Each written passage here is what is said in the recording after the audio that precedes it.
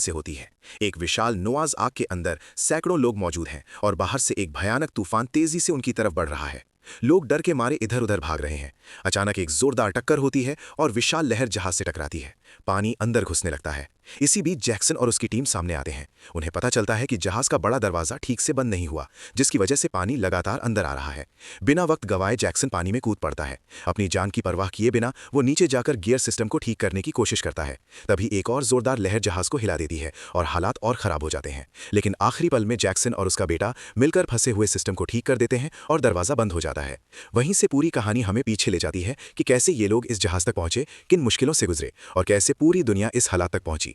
असल में ये सब कुछ 2009 से ही शुरू हो चुका था। उस वक्त इंडिया के एक साइंटिस्ट ने पता लगाया कि सूरज में बहुत बड़ा तूफान आया है, जिसकी वजह से धरती के अंदर अजीब रिएक्शन शुरू हो गया है। इससे जमीन के अंदर का तापमान बढ़ने लगा और नीचे से खतरनाक गर्मी बाहर आने लगी। साइंटिस्ट को डर था कि एक दिन यही चीज पूरी इंसानियत को खत्म कर सकती है।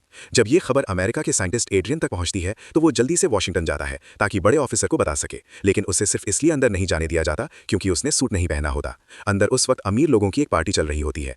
बड़ी मुश्किल से वो सूट पहनकर अंदर जाता है, लेकिन फिर भी उसकी बात को सीरियस नहीं लिया जाता। जब वो जोर देकर अपनी रिपोर्ट दिखाता है तब जाकर ऑफिसर को यकीन आता है और वो उसे तुरंत प्रेसिडेंट के पास ले जाता है। इसके बाद दुनिया के बड़े लीडर्स की एक सीक्रेट मीटिंग होती है जहां ये फैसला लिया जाता है कि दुनिया को बचाने के लिए एक बहुत बड़ा जहाज बनाया जाएगा। ये जहाज चीन के तिब्बत वाले ऊंचे इलाके में बनाया जाता है ताकि पानी वहां तक ना पहुंच सके। वहां के लोगों को हटाकर चुपचाप काम शुरू होता है। साथ ही दुनिया के अमीर लोगों को महंगे टिकट बेचकर पैसे जुटाए जाते हैं ताकि कुछ लोगों को बचाया जा सके और इंसानियत की निशानियां भी सुरक्षित रखी जा सके। ये सब सिर्फ एक आम बचाव प्लान नहीं है, बल्कि बहुत बड़ा सीक्रेट ऑपरेशन चल रहा है। इसमें अमेरिका के प्रेसिडेंट की बेटी लॉरा भी शामिल होती है। पूरी प्लानिंग इतनी सीक्रेट रखी गई होती है कि किसी को कुछ पता ही नहीं चलता। अगर ध्यान से देखें तो ये पूरा सिस्टम थोड़ा जाना पहचाना लगता है। पहले प्लान बनाओ, फिर पैसे इकट्ठा करो, लोगों और चीजों को शिफ्ट करो और आखिर में खुद बच निकलो। इसी बीच कुछ लोग ऐसे भी होते हैं जो माया भविष्यवाणी पर पूरा यकीन रखते हैं। जैसे ही 2012 आता है वो डर के मारे खुद ही अपनी जान ले लेते हैं। सोचते हैं कि इससे अच्छा है खुद खत्म हो जाए, बजाय इसके कि दुनिया खत्म होने का इंतजार करें। न्यूज चैनल्स इस घटना को दिखाते हैं और साइंटिफिक तरीके से समझाने की कोशिश करते हैं कि ये सब कितना सच है। लेकिन दूसरी तरफ जैक्सन नाम का आदमी इन सबसे बेखबर चैन से सो रहा होता है। अचानक तेज झटका आता है, घर हिलने लगता है और बाहर गाड़ियों के अलार्म बजने लगते हैं। जैक्सन की नींद खुलती है और उसी वक्त उसकी एक्स वाइफ केट का फोन आता है। पूछती है कि वो अभी तक बच्चों को लेने क्यों नहीं पहुंचा। जब वो बच्चों को लेने निकलता है तो उसकी गाड़ी खराब हो जाती है। मजबूरी में वो अपने बॉस की लग्जरी कार लेकर जाता है। रास्ते में रेडियो पर अभी आए भूकंप की खबर चल रही होती है, लेकिन लोग इसे सीरियस नहीं लेते। जैक्सन भी इस पर ज्यादा ध्यान नहीं देता और बच्चों को लेकर निकल पड़ता है। तभी दूसरी तरफ समुद्र में एक विशाल लहर उठती है जो एक बड़े जहाज को लगभग पलट देती है। ये साफ इशारा है कि दुनिया का अंत अब शुरू हो चुका है। उधर लॉरा को एक बड़ा झटका लगता है जब उसे पता चलता है कि म्यूजियम से जो कीमती चीजें हटाई गई थी वो गायब हो चुकी हैं। डायरेक्टर इस सच्चाई को दुनिया के सामने लाने वाला होता है, लेकिन अचानक एक जोरदार धमाका होता है और उसकी मौत हो जाती है। दूसरी तरफ एड्रियन और दूसरे लोग एक जरूरी मीटिंग में होते हैं। लगातार भूकंप आने की वजह से अब ये शक होने लगता है कि दुनिया का अंत पहले से भी जल्दी आने वाला है और हालात धीरे धीरे पूरी तरह बेकाबू होते जा रहे हैं। एड्रियन ये सुझाव देता है कि दुनिया को सच बता देना चाहिए ताकि लोग पहले से तैयार हो सके, लेकिन एनहाउजर को यह आइडिया बिल्कुल बेवकूफी लगता है। एड्रियन पॉलिटिक्स में ज्यादा नहीं पड़ता, इसलिए वो चुपचाप अपना काम करता है और येलोस्टोन नेशनल पार्क की जांच के लिए निकल जाता है। येलोस्टोन पहुंचने पर पता चलता है कि वहां का एरिया पहले ही सरकार ने सील कर दिया है। एक पागल सा आदमी चार्ली रेडियो पर दावा कर रहा होता है कि यहाँ बहुत बड़ा धमाका होने वाला है और वो लाइव सब दिखाएगा। जैक्सन को यह सब बकवास लगता है, इसलिए वो अपने बच्चों के साथ छुपकर पार्क के अंदर चला जाता है। लेकिन वहां जो वो देखता है वो सच में डराने वाला होता है। पूरी झील सूख चुकी होती है और जो थोड़ा पानी बचा होता है वो भी जमीन के नीचे की गर्मी से उबल रहा होता है। तभी अचानक आर्मी आ जाती है और उन्हें पकड़ लेती है। जैक्सन घबरा जाता है, लेकिन तभी एड्रियन आता है और उसे पहचान लेता है। असल में एड्रियन उसकी किताबों का फैन होता है, इसलिए वो उन्हें छोड़ने का आदेश दे देता है। उसके बाद एड्रियन बेस पर जाकर इंडिया के साइंटिस्ट के साथ डेटा शेयर करता है। जांच में पता चलता है कि जमीन के नीचे का तापमान हर घंटे 0.5 डिग्री बढ़ रहा है, जिससे धरती की परत कमजोर होती जा रही है। इसका मतलब साफ है, दुनिया का अंत अब बहुत करीब है, शायद कुछ ही दिनों में।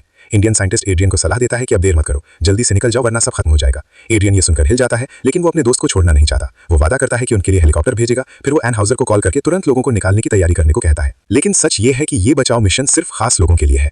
आम इंसान को तो इसमें शामिल होने का मौका भी नहीं मिलेगा। उधर जैक्सन अपने बच्चों के साथ कैंपिंग कर रहा होता है जैसे सब नॉर्मल हो, लेकिन धीरे धीरे अजीब चीजें होने लगती हैं। सरकारी हेलीकॉप्टर बार बार उड़ते दिखते हैं। रात को जब बच्चे सो जाते हैं, जैक्सन लिखने बैठता है, तभी उसे चार्ली मिल जाता है जो लाइव स्ट्रीम कर रहा होता है। जैक्सन उससे पूछता है कि वो दुनिया के खत्म होने पर इतना यकीन क्यों करता है। चार्ली उसे एक वीडियो दिखाता है और समझाता है कि धरती के अंदर बढ़ती गर्मी ही भूकंप, ज्वालामुखी और सुनामी का कारण बनेगी। जैक्सन अभी भी पूरी तरह यकीन नहीं करता, लेकिन चार्ली एक मौत की लिस्ट दिखाता है उन लोगों की जिन्होंने सच बताने की कोशिश की और मार दिए गए। ये देखकर माहौल और भी खौफनाक हो जाता है। चार्ली जैक्सन को एक नक्शा दिखाता है और बताता है कि सरकार असल में स्पेसशिप बना रही है ताकि कुछ लोगों को बचाया जा सके। ये सुनकर जैक्सन हंस पड़ता है और कहता है कि उसे अपनी सरकार पर बिल्कुल भरोसा नहीं, वो तो चांद पर जाने जैसी चीज भी फेक बता देता है, तो अब ये सब कैसे सच होगा। लेकिन चार्ली जोर देकर कहता है कि सरकार सीक्रेट में टिकट बेच रही है और सिर्फ दुनिया के सबसे अमीर लोग ही इन्हें खरीद सकते हैं। वो जैक्सन को चेतावनी देता है कि अगर उसने जल्दी अपने परिवार को नहीं बचाया तो सब खत्म हो जाएंगे।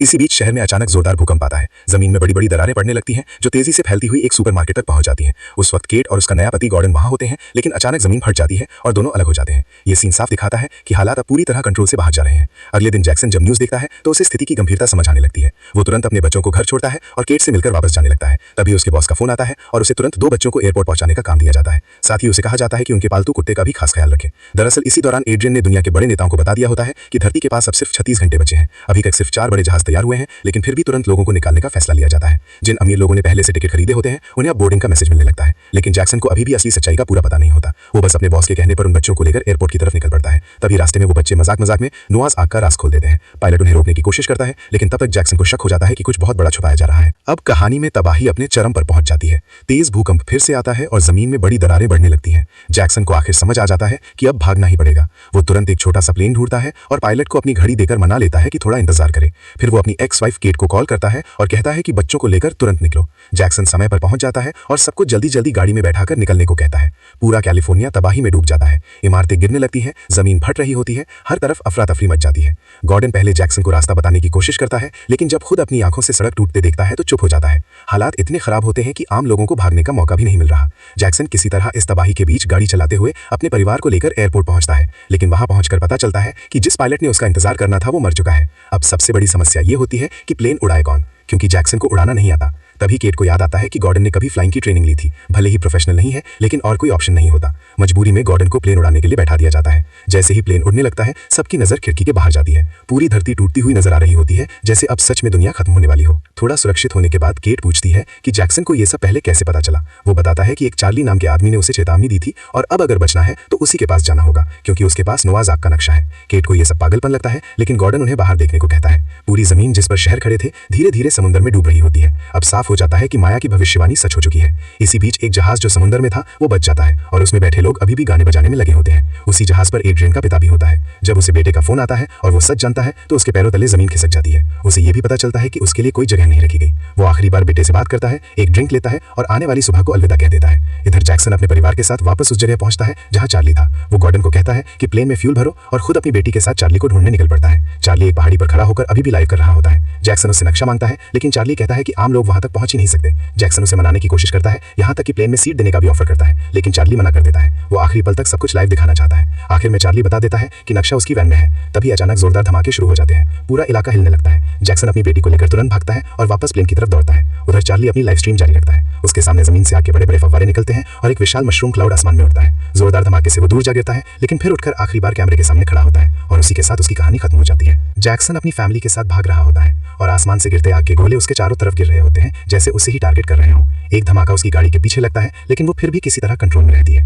वो तेजी से टूटी हुई जमीन पार करके वापस प्लेन के पास पहुंच जाता है। जैसे ही गाड़ी रुकती है, केट तुरंत बेटी को पकड़ लेती है, लेकिन जैक्सन की तरफ ध्यान भी नहीं देती। जैक्सन जल्दी से वैन में जाकर नक्शा ढूंढता है। जैसे ही उसे नक्शा मिलता है, गाड़ी नीचे धंसने लगती है। गॉर्डन घबरा जाता है और उड़ने की सोचता है, लेकिन बच्चे जिद करते हैं कि वो अपने असली पिता को छोड़कर नहीं जाएंगे। तभी जैक्सन किसी तरह बाहर निकल आता है, एक हाथ में नक्शा और दूसरे में उम्मीद लेकर वो भागते हुए प्लेन तक पहुंचता है। आखिरी पल में सब लोग प्लेन में बैठते हैं और उड़ान भर लेते हैं। पीछे जोरदार धमाके होते रहते हैं। अब प्लेन में बैठकर जब वो नक्शा खोलते हैं तो उन पर सच्चाई साफ हो जाती है। उनकी मंजिल चीन है। जैक्सन समझ जाता है कि चार्ली ने क्यों कहा था कि वहां पहुंचना आसान नहीं होगा, क्योंकि उनके पास वीजा भी नहीं है। लेकिन फिर भी वो सोचता है कि अगर बड़ा प्लेन मिल जाए तो शायद वो वहां पहुंच सकते हैं। दूसरी तरफ एड्रियन अपने पिता को बचाने के लिए एक और टिकट मांगता है, लेकिन एनहाउजर साफ मना कर देता है। वो कहता है कि उसने शुरुआत से ही अपने परिवार को बचाने का प्लान नहीं बनाया, क्योंकि उसके हिसाब से बूढ़े लोगों को बचाने में समय बर्बाद होगा। वो ये भी बताता है कि दुनिया में पहले ही दंगे शुरू हो चुके हैं, लोग सड़कों पर उतर आए हैं और अगर अभी सच बता दिया गया तो हालात और खराब हो जाएंगे। इसलिए वो आखिरी वक्त तक सब कुछ छुपा कर रखना चाहता है। एड्रियन ये सब सुनकर टूट जाता है और उससे बहस करता है, लेकिन तभी खबर आती है कि तबाही बहुत तेजी से फैल रही है और कुछ ही घंटों में वॉशिंगटन तक पहुंच जाएगी। इसका मतलब है कि सरकार का झूठ ज्यादा देर तक नहीं टिकेगा। प्रेसिडेंट को जब ये बताया